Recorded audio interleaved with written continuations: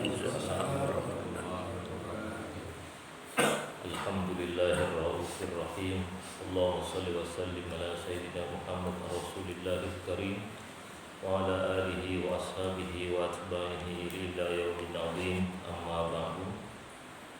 Bapak Ibu jemaah salat subuh Masjid Raudah, Perumahan Taman Anggrek, Talan yang dirahmati Allah.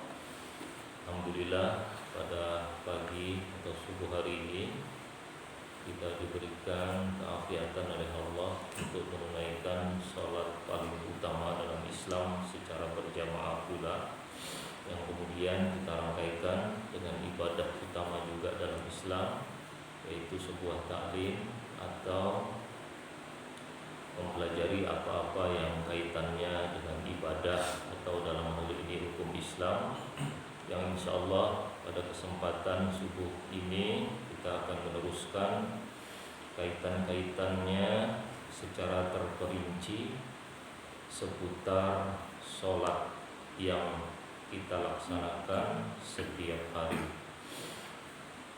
Jika pada taklim atau pembahasan sebelumnya kita mulai dengan bersuci, kita mulai dengan berwudu, kemudian tentang iqamat, tentang azan, tentang menyempurnakan rukun, maka pada subuh hari ini kita akan mentaklim, mempelajari seputar hal-hal rinci terkait rukun sholat yang kita kaji pada pertemuan sebelumnya. Jadi Bapak Ibu, terkait rukun-rukun sholat yang dulu kita bahas, yang dulu kita taklim, itu wajib. Akan tetapi untuk pagi atau subuh hari ini itu jatuh hukumnya adalah sunnah. Jadi jika nanti dalam taklim ini Bapak Ibu tidak sependapat atau terbiasa dengan praktek apa yang dipraktekkan, itu hukumnya juga tidak mengapa, tidak membatalkan sholat. Yang penting rukun-rukun itu sudah terpenuhi, seperti niat, seperti berdiri, seperti adanya bacaan, seperti adanya ruku, sujud, duduk di antara dua sujud, diisi bacaan di rukun-rukun tersebut, kemudian tasyahud, diakhiri dengan salam, itu sudah sah. Akan tetapi ini hanya berbicara seputar sunat atau adab-adab yang semestinya dalam sholat itu diperhatikan atau diindahkan. Bismillahirrahmanirrahim. Idza farigal musalli minal wudu' wat taharah minal khubuthi fil badani wal makani wat thiyab fa alaihi ay yantasiba qa'iman mutawajjihan ilal qiblah. Jika seseorang yang sudah berniat sholat itu selesai dari wudu, bersuci dari apapun hadas baik besar maupun kecil, baik itu di tubuh ataupun di tempat ataupun di pakaian, fa alaihi ay yantasiba qa'iman mutawajjihan ilal qiblah ghairu safat, maka sudah sepatutnya berdiri. Nah, jadi Bapak Ibu, rukun kemarin itu wajib berdiri. Jika tidak bisa berdiri baru duduk, jika tidak bisa duduk baru berbaring dan seterusnya. Tapi apapun itu tidak ada alasan jika tidak ada uzur untuk wajib berdiri. Nah, sunnahnya adalah untuk kakinya tidak terlalu direnggangkan serenggang-renggangnya. Jadi mohon maaf jika ada di luar sana atau saudara-saudara di sana ketika sholat kakinya sangat melebar, itu sah tetapi makruh, yang kalau dalam istilah fikih itu tidak ada isbah tawadui, cenderung tidak ada pemandangan rendah hati atau rendah diri atau penghambaan dalam ibadah. Jadi mohon maaf Bapak Ibu kalau praktekkan, kalau terlalu renggang sampai begini besar, mohon maaf pemandangan di suku atau bangsa apapun terkesan itu tidak ada unsur tawaduknya. Jadi meskipun itu sah, jadi hendaknya yang normal, atau dalam hal ini kalau di mazhab Imam Hanafi itu ukurannya hanya 4 jari. Jadi bisa diukur, itu mazhab Hanafi 4 jari. Kemudian kalau mazhab Syafi'i, kalau mazhab Maliki itu Bapak Ibu, itu ma'ruf. Apa arti ma'ruf? Itu patut. Ya terserah, bebas. Mau kita seperti biasa, mau di atas 4 jari, mau di atas berapa jengkal, yang penting tidak terlalu terlihat sangat renggang atau terlalu sangat lepas, yang patut saja. Jadi bebas tapi patut. Jadi ibarat kalau ada dress code undangan itu bebas tapi sopan. Ya maksudnya jangan pakai kaos kutang, jangan pakai kaos dalam. Ya kalaupun pakai kaos mungkin bebas tapi kaos kerah, atau bagus lagi pakai kemeja. Jadi dalam hal ini Imam Malik atau mazhabnya bebas tapi terbatas, jangan terlalu renggang. Nah kalau bicara mazhab Syafi'i itu beliau menyatakan 1 jengkal. Jadi ya, dan saya kira itu standar 1 jengkal, tidak terlalu banyak, tidak terlalu sedikit. Kalau mau mazhab Hanafi tadi 4 jari, itu juga ada sandarannya. Yang Maliki bebas, asal tidak terlalu renggang itu juga bagus. Mazhab Syafi'i itu 1 jengkal. Mazhab Hambali itu seperti mazhab Maliki, bebas, patut. Nah tapi yang pasti digarisbawahi Bapak Ibu, memang harus ada unsur isbah tawadudi atau ta'abudi, yang kalau dilihat itu ada kesan rendah hati, penghambaan. Mohon maaf, jadi kalau terlalu renggang itu seakan bagaimana. Nah, jadi begitulah isbah tawadudi prinsipnya. Ini saya lompat sedikit, saya singgung mumpung ingat. Termasuk mohon maaf, jika bangkit dari sujud, isbah tawadu'inya itu jangan mengepal tangan itu. Mohon maaf, kalau bangkit dari sujud, kalau mengepal itu seakan-akan bagaimana ya, kayak main tinju. Jadi masa pertanyaannya menghadap kepada Tuhan. Ini belum bicara dalil. Kalau ditinjau dari isbah tawadu'i, bangkit dari sujud mengepal itu seakan-akan gimana ya, menghadap Tuhan. Hamba itu kayak ya terkesan main-main.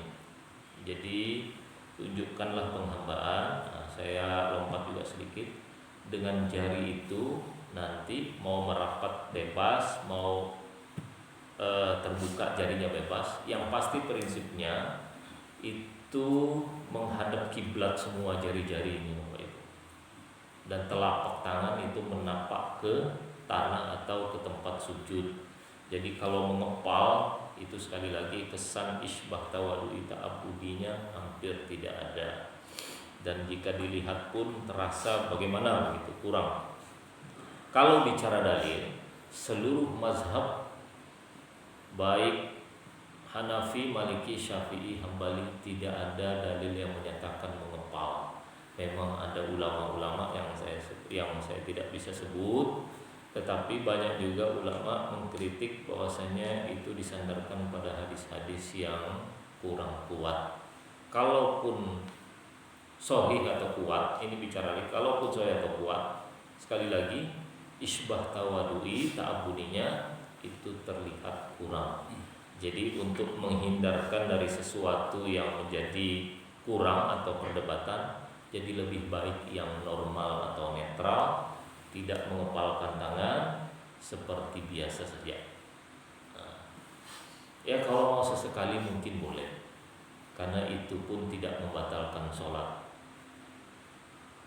Tapi sekali lagi, ya kesannya Ini sama seperti Bapak Ibu ketika kita menawarkan makan pada teman, pada saudara, dengan menunjuk makan itu dengan jari telunjuk.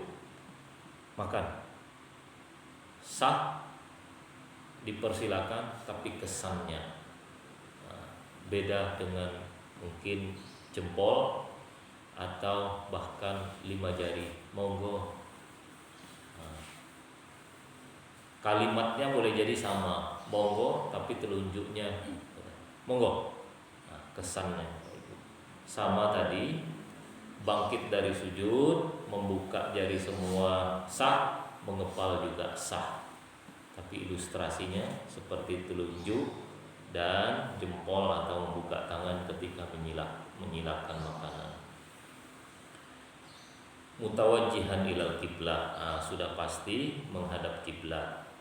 Nah, ini juga yang perlu diperhatikan. Wal yahjur ala basarihi ayyujawiza maudi asujudihi. Hendaknya ketika berdiri menghadap kiblat, kepala atau pemandangan mata itu hendaknya pada kotak sujudnya saja. Jadi makruh Bapak Ibu lihat sujud-sujud tempat orang lain. Jadi fokus ke tempat sujud.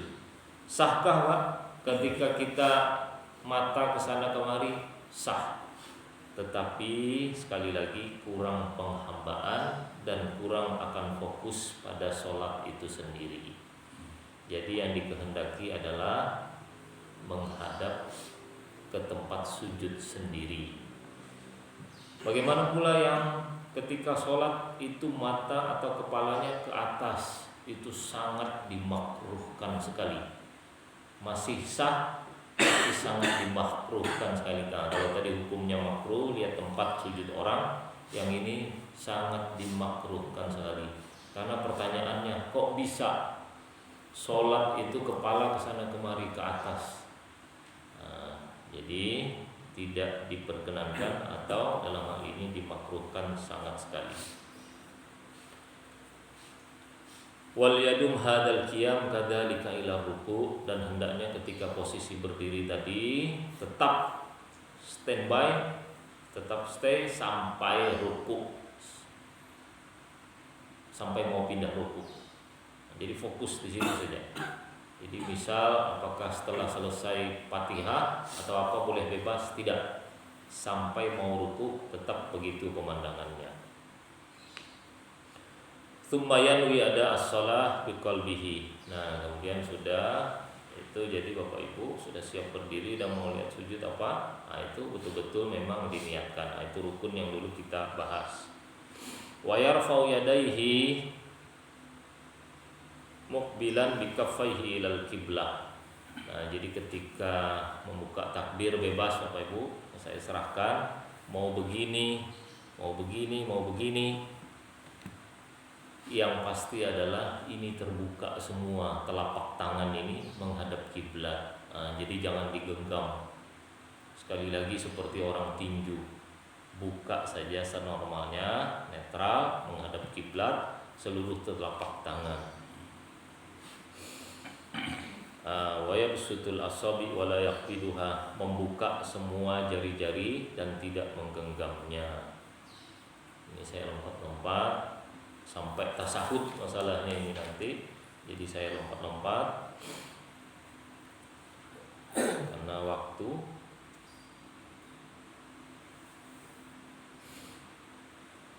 Wa yukabbiru thumma yada'al yadaini ala sadrihi. Nah, dan ketika selesai bertakbir apa semua, itu tangan ditempatkan atau ditaruh di dada. Jadi bukan di perut, Bapak Ibu. Nah, di dada yang di situ ada hati atau jantungnya.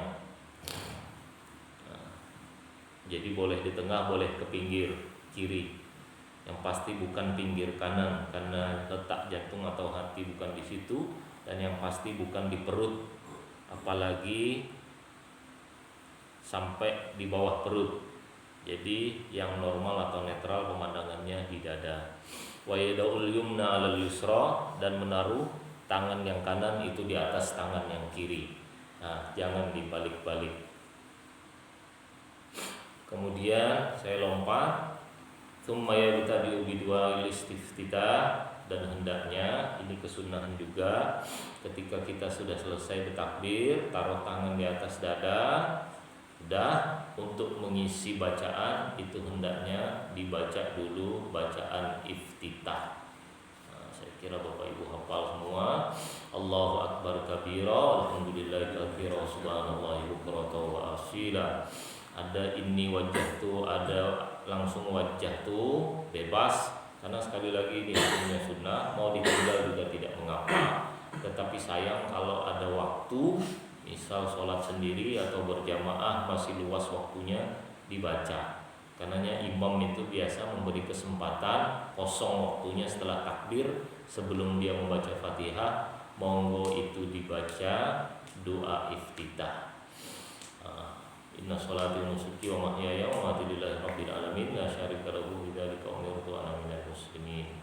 Ada juga subhanallah wa bihamdika tabaraka aslamtu wa ta'ala, dan seterusnya. A'udzubillah itu juga sunnah. Nah, kemudian Bapak Ibu tsumma yaqra'ul Fatihah, kemudian membaca Fatihah. Mau dengan bismillahnya jahar silahkan, sir juga silahkan. Tetapi hendaknya memang jangan ditinggalkan itu bismillah. Wa yaqulu ba'daha amin, dan sudah selesai semua bacaan Fatihah itu maka diucapkan doa amin. Wala yasiluha biqaulihi waladdallin, dan ketika selesai membaca Fatihah dengan akhir kata waladdallin itu sebaiknya tidak disambung langsung dengan amin. Misal Ibu waladdallin amin, putus dulu waladdallin amin. Jadi ada putusnya. Karena yang wajib itu memang sampai dolin.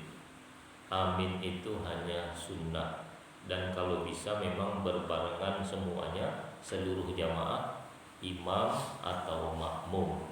Bagi yang laki-laki, bapak-bapak, itu hendaknya terdengar satu sama lain aminnya. Bagi yang ibu-ibu atau perempuan, hendaknya aminnya cukup sekedar didengar oleh kedua telinganya.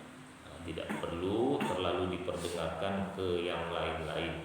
Misal amin, dia kan dengar sendiri dengan telinganya, maka itu cukup. Tetapi kalau yang laki-laki hendaknya juga mendengarkan satu sama lain dengan tengah-tengah, tidak terlalu teriak, tidak juga terlalu sederhana seperti ibu-ibu atau yang perempuan. Tsumma yaqra'u surah au qadri thalathi ayat. Hendaknya juga setelah selesai baca Fatihah, yang sunnah itu membaca surat minimal 3 ayat. Jadi Bapak Ibu, yang sunnah ketika baca Quran, baik di dalam sholat ataupun di luar sholat, misal di rumah, itu hendaknya jangan 1 ayat, minimal 3 ayat. Kalau ada hadis balighu anni walau ayat, sampaikanlah dariku meski 1 ayat, itu dakwah.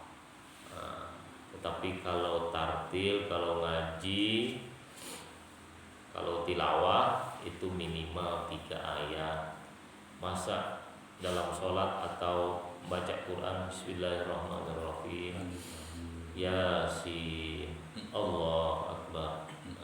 Jadi hendaknya 3 ayat. Ilustrasinya seperti 3 surat terpendek: surat Al-Kautsar, surat Al-Nasr, surat apalagi An-Nasr, idza jaa nasrullahi wal fath.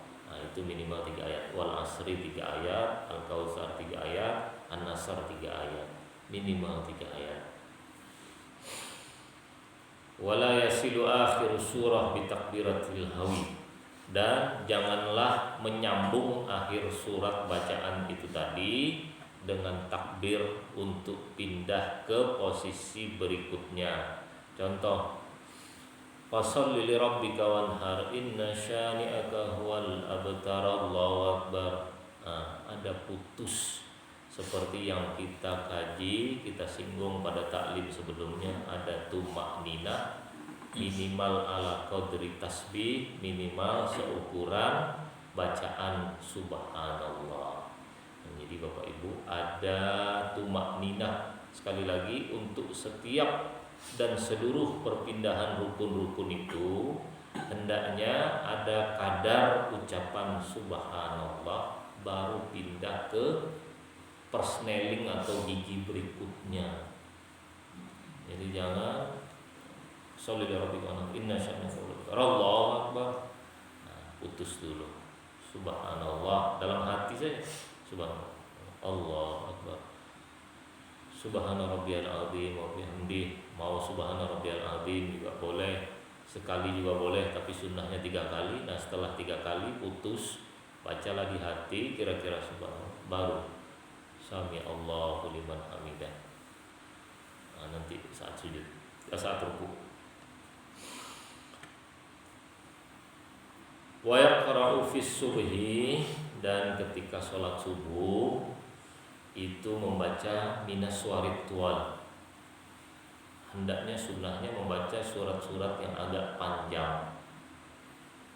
Wa fil maghrib min kisorihi, dan khusus maghrib Bapak Ibu itu yang pendek-pendek saja suratnya dicari.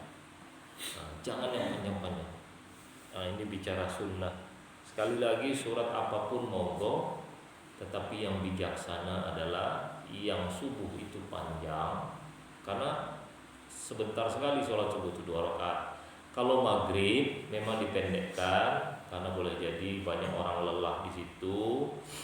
Awal malam banyak anak-anak juga ikut, dan itu memang sholat favorit untuk seluruh kaum muslimin. Hampir tidak ada yang menandingi. Kalau sholat paling banyak berjamaah itu sholat maghrib. Nah, jadi jangan dibikin lama, atau bahasa anak muda jangan dibikin bete. Itu cepat-cepat saja. Wa fi dhuhri wal asri wal isya min awsatihi. Nah, khusus zuhur, asar, isya itu tengah-tengahnya. Wa fi subhi fi safar. Nah, dan hendak juga ketika dalam perjalanan sholat subuh itu tengah-tengah saja, jangan terlalu lama. Nah, khusus masjid-masjid yang transit atau masjid-masjid yang tengah jalan, di situ lalu lalang, tempat orang perjalanan transit, nah itu sebaiknya tengah-tengah. Nah, ini ada dulu saya sebut di Kalimantan, itu sholat subuhnya lama sekali. Nah, jadi satu sama lain dengar suara itu bosan, akhirnya jemaah. Mohon maaf, di situ ada singgah truk, di situ ada singgah mobil-mobil yang melakukan perjalanan lanjutan, lama sekali. Baca surat Ar-Rahman hampir habis, terlalu lama. Subuh panjang, tetapi kalau misal kayak komplek kita ya kita saja ya monggo sudah mengetahui satu sama lain. Tetapi ketika tempat transit ya hendaknya dicukup-cukupkan saja, jangan terlalu panjang, karena boleh jadi ada orang yang cepat ingin melanjutkan perjalanannya. Wa kadzalika fi raka'atil fajri, dan hendaknya memang dilaksanakan sholat sunnah qobliyah subuh atau sholat sunnah fajar. Jadi sebisa mungkin Bapak Ibu, sebisa mungkin jangan pernah tinggal sholat sunnah qobliyah subuh, meski yang ringan-ringan. Maksudnya jangan terlalu berat-berat. Isinya Fatihah, isinya Al-Kafirun, rakaat pertama, rakaat kedua Qul huwallah. Nah, selesaikan itu sebisa mungkin, jangan ditinggal dengan paket sholat subuhnya. Meskipun bangun kesiangan, hendaknya sholat sunnah qobliyah subuh dulu. Yang paling utama, mohon maaf, ya bebas, tetapi saya memilih mazhab yang itu di rumah. Tapi kalau di masjid ya monggo, tidak ada yang salah. Tetapi kalau bicara keutamaan memang di rumah qobliyah subuhnya. Kalau di masjid Pak, enggak apa-apa, bagus, sudah bagus. Tapi kalau bicara masih lebih bagus itu di rumah. Nah, jadi kalau di masjid itu mau tahiyatul masjid ya silakan, kalau tidak ya juga tidak mengapa. Dan sebisa mungkin juga diisi ketika tahiyatul masjid itu ada bacaan suratnya Bapak Ibu selain Fatihah, Al-Kafirun dan Al-Ikhlas. Tapi Pak, sampai Fatihah aja juga cukup. Tetapi sayang kalau tidak disempurnakan dengan bacaan surat minimal 3 ayat. Atau kalau dalam kitab ini dianjurkan Al-Kafirun atau Al-Ikhlas. Kemudian saya lompat ke ruku karena kita akan libur nanti, pindah ke ustadzaan. Ini ke ruku, tsumma yarka'u ayyukabbiru liruku. Ketika mau pindah ke ruku, Bapak Ibu, itu memang harus ada takbirnya juga. Wa yarfa'u yadayhi ma'a takbiratir ruku. Dan ketika pindah dari selesai surat itu ke ruku, itu ada kode mengangkat tangan untuk pindah ke takbir ruku. Jadi jangan misal washolli lirabbika wanhar inna syani'aka huwal abtar, langsung turun sah. Tetapi yang paling utama adalah ada takbirnya, yang itu nanti tidak ada saat sujud, bangkit dari sujud mau sujud. Jadi kalau masih mau pindah ke ruku itu ada takbirnya, mengangkat tangan.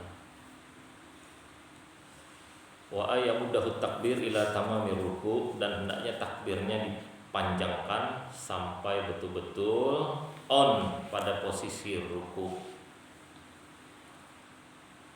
Wa ayyadu'a rahataihi ala rukbatihi fir ruku, hendaknya tangan itu, telapaknya itu ditaruh di lututnya pada saat ruku. Wa ayyan sibar bataihi wala ithannihima, dan hendaknya ketika ruku dua lutut itu diluruskan, tidak ditekuk, jadi lurus. Jadi kalau bapak-bapak itu tangannya lurus saat ruku, kalau ibu-ibu disunnahkan tidak ditekuk. Maksudnya dilebarkan sedikit. Jadi kalau bapak ibu itu lurus, ibu-ibu mohon maaf itu agak membengkok sedikit. Wa ayyakula subhana rabbiyal azim thalathan, dan hendaknya bacaan atau isinya adalah subhana rabbiyal azim. Itu paling pendek. Kalau mau tambah wa bihamdihi monggo thalathan sebanyak 3 kali. Sunnahnya 3. 1 sah, 2 sah. Tetapi yang paling utama saat berjamaah itu adalah yang minimal 3. Wa ziyadah ila sabah wa ila al-ashrah hasanun in lam yakun imaman. Kalau mau tambah 5, 7 dan seterusnya sampai 11 itu juga bagus, tetapi dengan syarat jangan pada saat berjamaah. Jadi cukup berjamaah itu 3. Jadi jangan dipanjang-panjangkan sampai 11. Kalau mau sholat sendiri paling bagus itu Bapak Ibu 11 memang. Tapi sekali lagi kalau mau standar cukuplah 3. Nanti kalau kebiasaan 11 sesekali boleh.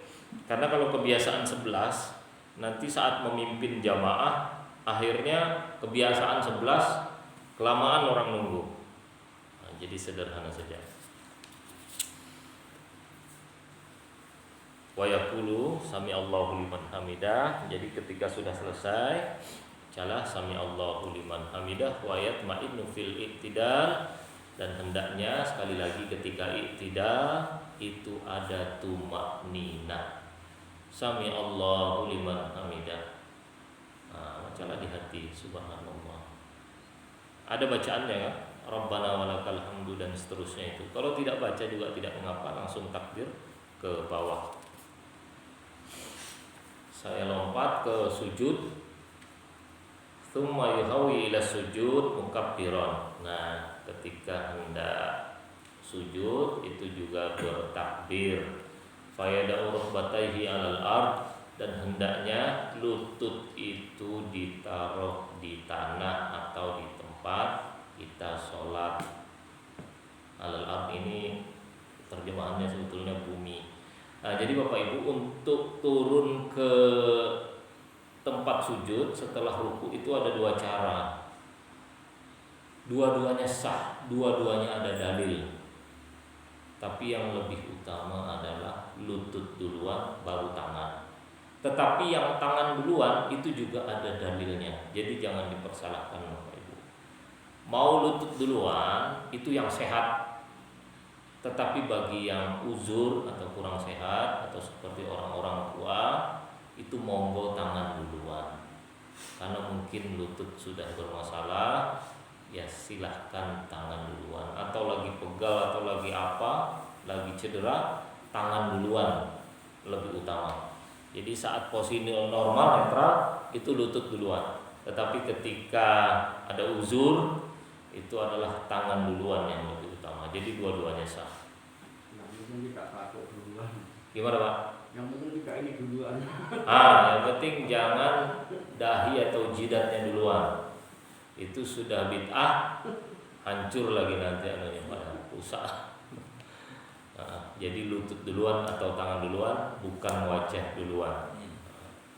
Wa yadau jabhatahu kaffahi maksyufah, dan hendaknya menaruh jidatnya ini, dahinya ini, dan tangannya itu di tangan secara terbuka. Jadi sekali lagi bukan mengepal.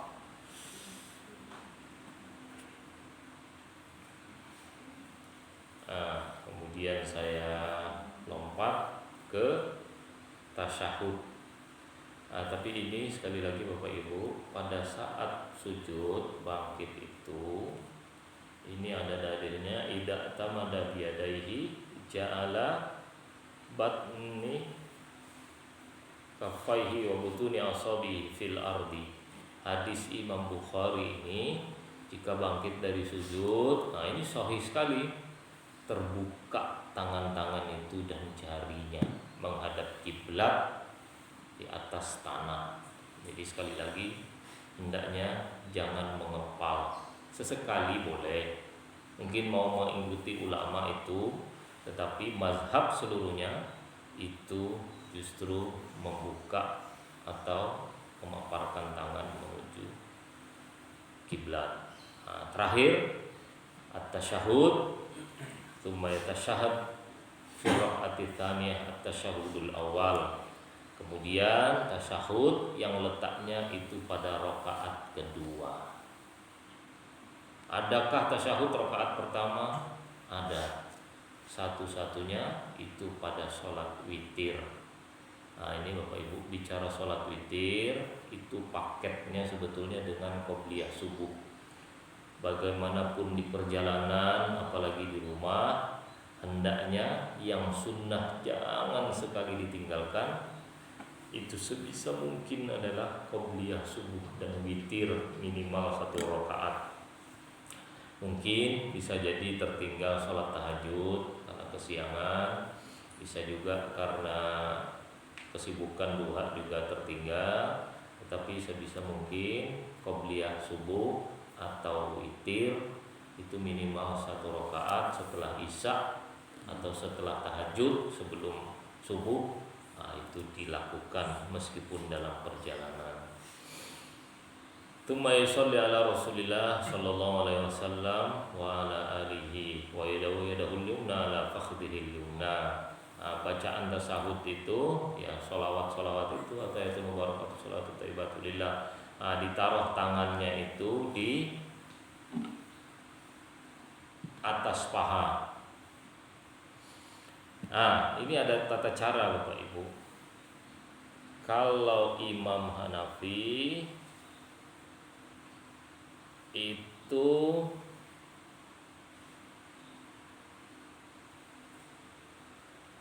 telunjuknya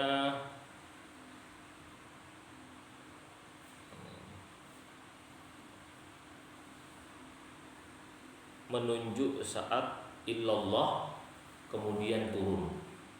Imam Hanafi, asyhadu alla ilaha illallah. Illallah itu tunjuknya muncul kemudian turun setelah selesai. Kalau mazhab Syafi'i itu sama keluarnya telunjuk tangan illallah sampai selesai. Kemudian madhab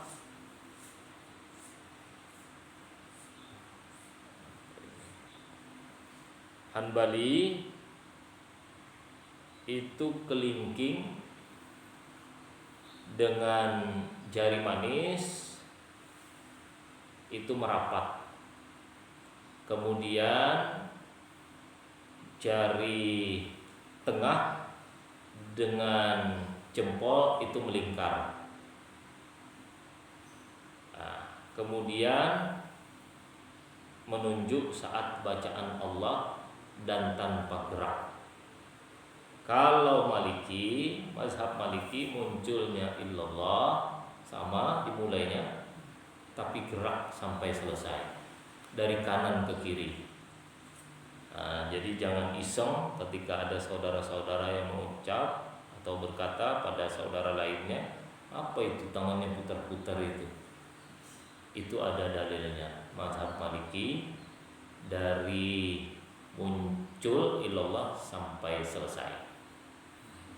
Dan makruh ketika jari telunjuk ini muncul dari awal, apalagi saat asyhadu alla ilaha illallah. Dari awal asyhadu alla ilaha illallah dia muncul utamanya saat illallah. Artinya tidak ada Tuhan. Nah, ini maksudnya komitmen, Ibu. Tegas ke illallah. Jadi keluar.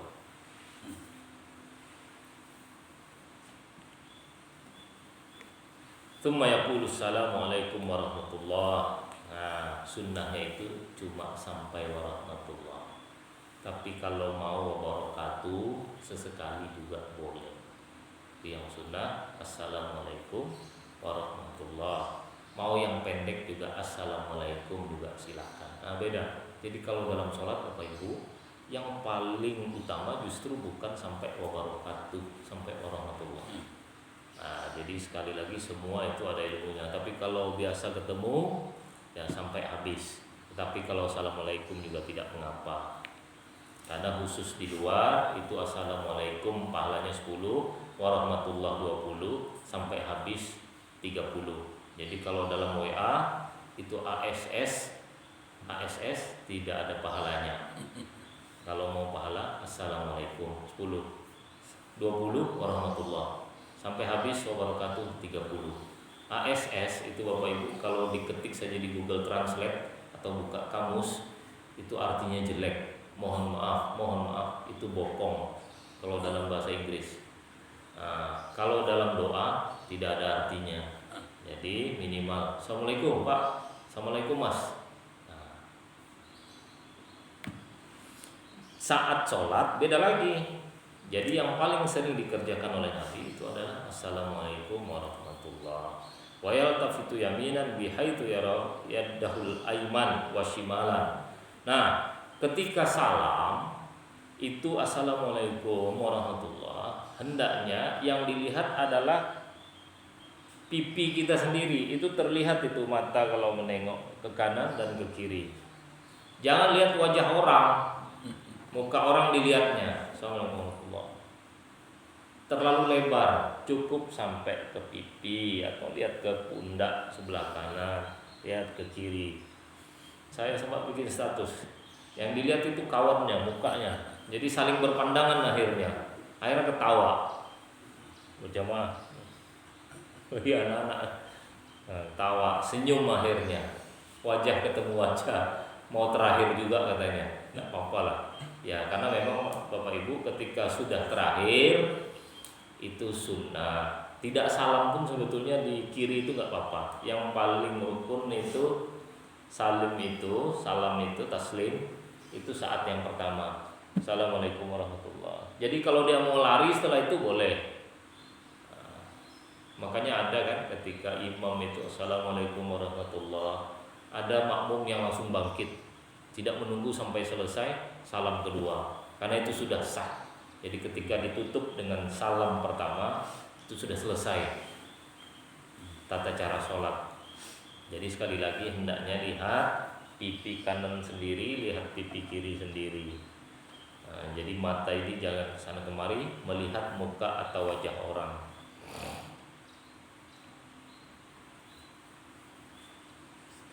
Yanwi bisalam, nah ini terakhir, diniatkan salam itu ala yaminihi minal malaikati wal muslimin fil ula wa yanwi mithla dzalik fi tsaniyah. Jadi ketika salam itu Bapak Ibu diniatkan untuk malaikat-malaikat dan kaum muslimin dan muslimah.